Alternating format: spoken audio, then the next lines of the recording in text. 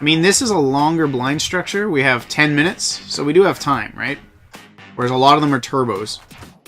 We got pocket jacks over here. Is this one 10 minutes as well? 10 minutes as well, so we do have time. So we got pocket jacks. Let's see what develops. We got a raise from under the gun from a player playing a lot of different tables.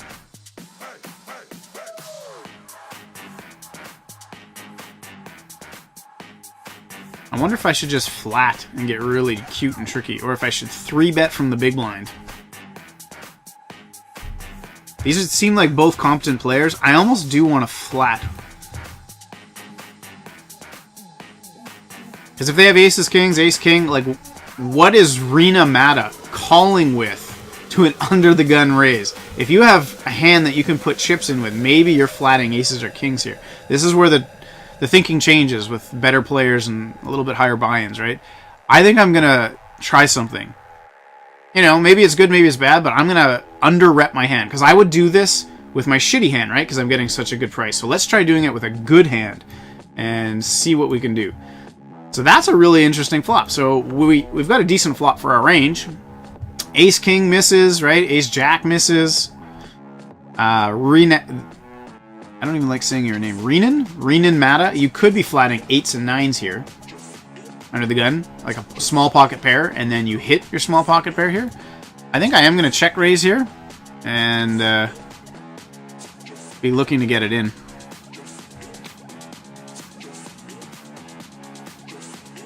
We'll see. If you have aces or kings, that's a good turn card, I think, for us. Because it's likely we could have an 8 or a 9. We could have been doing it with spades, so this actually works out pretty good because if we had spades, it puts a lot of pressure on the aces or kings if they don't have a spade. So it is a 9. We could have had a 9. We could have had spades. So if we have jacks and they had aces or kings, we're actually might get aces or kings to fold here, which is really, really interesting because we have jacks. So pre-flop, if we would have re-raised, they might have jammed on us and we would have lost. But just the way this hand went down, very, very interesting. We might actually be getting aces or kings to fold here. Again, jacks seem to be the hand. If you remember, look at my post-it note. Trip Jacks versus Harvey in our other tournament. Jacks seem to be the most interesting hands today. So when he calls here, now we're all in. Let's just bluff it off.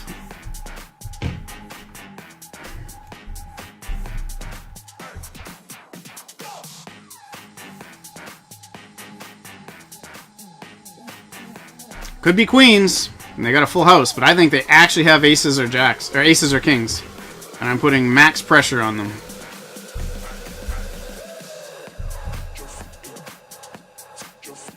Like ace-9 with the ace of spades, we could have that hand.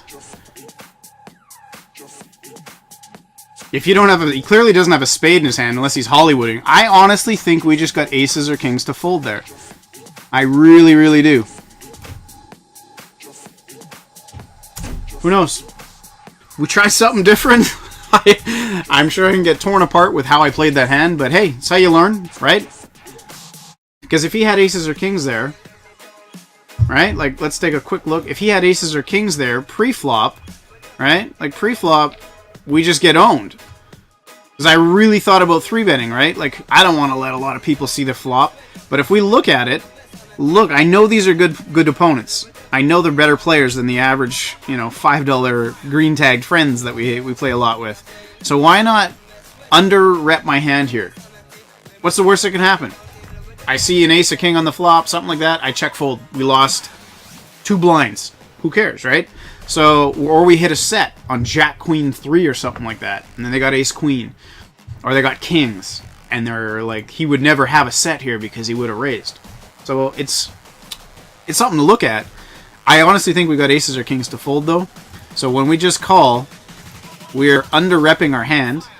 And when I check raise here, sorry, I'm just going to fold.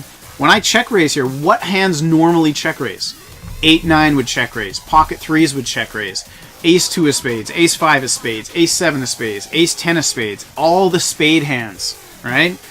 So the weird chance I have 9-3 or 8-3, probably maybe check raise. I don't love it. Maybe I'm a weak player who decides to check raise ace-9, which is a really bad play, to an under-the-gun raise and under-the-gun +1 call, because my 9's never good, but maybe they think I'm a bad player. So even if I did with ace-9, right, let's say even if I did do it with ace-9, well, now he still loses to the 9. He loses to the spades that I just talked about, right? So it looks like everything that could possibly have come in came in. So I bet we get called. And then when I ship the river, queens would snap me off here, right? Because they have a full house instantly, which he didn't. And he took a whole time bank for aces and kings, which I think if he had aces or kings with the ace of spades or the king of spades, he would have just shipped it all in on the turn. So I think he had aces or kings, no spade, and we got it to fold with jacks. Maybe that's next level thinking. I don't know. Maybe I'm wrong, but that's how I read the situation. So king 10.